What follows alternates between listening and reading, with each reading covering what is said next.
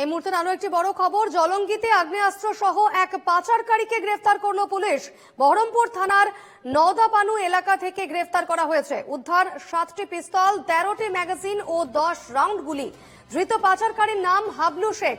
বিহার থেকে আনা হয়েছিল এই আগ্নেয়াস্ত্রগুলি। আবারও অস্ত্র সমেত ধৃত এক এবং জলঙ্গিতে আগ্নেয়াস্ত্র সহ এক পাচারকারীকে গ্রেফতার করেছে পুলিশ। একদিকে শহর কলকাতায় অস্ত্রের রমরমা, অন্যদিকে জলঙ্গিতে আগ্নেয়াস্ত্র সহ এক পাচারকারীকে গ্রেফতার করেছে পুলিশ। তার কাছ থেকে 7টি পিস্তল উদ্ধার হয়েছে, বেশ কিছু ম্যাগাজিনও উদ্ধার হয়েছে। বহরমপুর থানার নওদাপানু এলাকা থেকে গ্রেফতার করা হয়েছে, যার কাছ থেকে 7টি পিস্তল, 13টি ম্যাগাজিন ও 10 রাউন্ড গুলি উদ্ধার হয়েছে।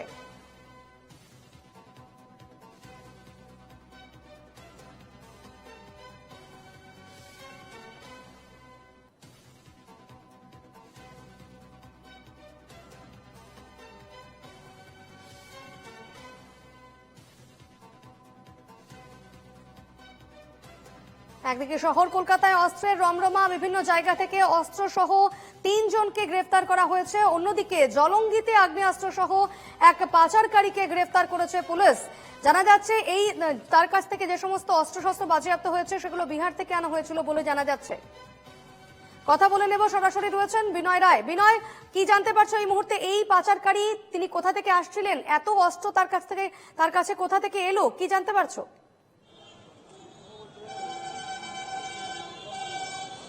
দেখো, সীমান্ত লাগোয়া জলঙ্গি যে সীমান্ত লাগোয়া বাংলাদেশ সীমান্ত লাগোয়া এলাকা রয়েছে, সেই এলাকায় নিয়ে যাওয়ার উদ্দেশ্য ছিল এই আগ্নেয়াস্ত্রগুলি। এবং যেটা জানতে পারা গিয়েছে, পুলিশ যেটা জানিয়েছে যে এই আগ্নেয়াস্ত্রগুলি কিন্তু বিহারের মুঙ্গের এলাকা থেকে সেখান থেকে নিয়ে আসা হয়েছিল। ফারাক্কার যে ব্যক্তি, ফারাক্কার দক্ষিণ রমরমাপাড়া এলাকার রামরামপুর এলাকার বাসিন্দা হাবলু শেখ, তিনি কিন্তু এই আগ্নেয়াস্ত্রগুলি বিহারের মুঙ্গের থেকে কিনে নিয়ে এসেছিলেন এবং সে আজকে বাইকে করে ফারাক্কা থেকে কিন্তু এই আগ্নেয়াস্ত্রগুলি নিয়ে জলঙ্গি নিয়ে যাচ্ছিলেন এবং সেখানেই তার এই আগ্নেয়াস্ত্রগুলি হাত বদলের কথা ছিল। তার আগে বহরমপুর থানার নওদাপানুর এলাকা থেকে এই হাবলু শেখকে গ্রেপ্তার করে বহরমপুর থানার এসওএস টিম এবং তার কাছ থেকে যেটা উদ্ধার হয়েছে 7টি আগ্নেয়াস্ত্র, 7mm পিস্তল, তার 13টি ম্যাগাজিন এবং 10 রাউন্ড গুলি উদ্ধার করেছে।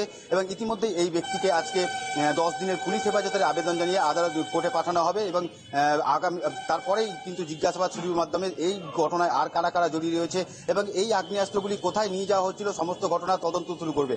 তবে যেটা প্রশ্ন উঠছে দীপন্না, যে এই যে অবস্থা, এর মধ্যে যেভাবে সীমান্ততে যেভাবে একটা অস্থির পরিস্থিতি তৈরি রয়েছে, তার মধ্যে এই যে আগ্নেয়াস্ত্রগুলি নিয়ে যাওয়া হচ্ছিল এই সীমান্তবর্তী এলাকাতে, কি কারণে এই আগ্নেয়াস্ত্র নিয়ে যাচ্ছিল? হচ্ছে মুর্শিদাবাদের কোথাও দেওয়ার কথা ছিল নাকি এই আগ্নেয়াস্ত্রগুলি বাংলাদেশে কোথাও পাচার হওয়ার কথা ছিল? সমস্ত বিষয় কিন্তু এখনো তদন্ত সাপেক্ষ এবং এই ধৃত হাবলু শেখকে তাকে নিজেদের হেফাজতে নেওয়ার পর এই সমস্ত বিষয়ে তদন্ত শুরু করবে বহরমপুর থানার পুলিশ। তবে এই হাবলু শেখকে আজকে বহরমপুর থানার নওদাপানুর এলাকা থেকে গ্রেপ্তার করা হয়েছে। তার কাছ থেকে উদ্ধার হয়েছে 7টি 7mm পিস্তল, 10 রাউন্ড গুলি এবং 13টি ম্যাগাজিন।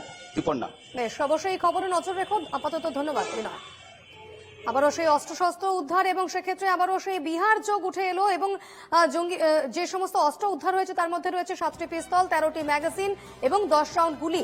এই সংক্রান্তে একজনকে গ্রেফতারও করা হয়েছে। বহরমপুর থানার নওদাপানু এলাকা থেকে তাকে গ্রেফতার করা হয়েছে। পুলিশ সূত্রে যে খবর আসছে, বিহারের মুঙ্গের থেকে এই বিশাল পরিমাণ অস্ত্র নিয়ে আসছিল পাচারকারী।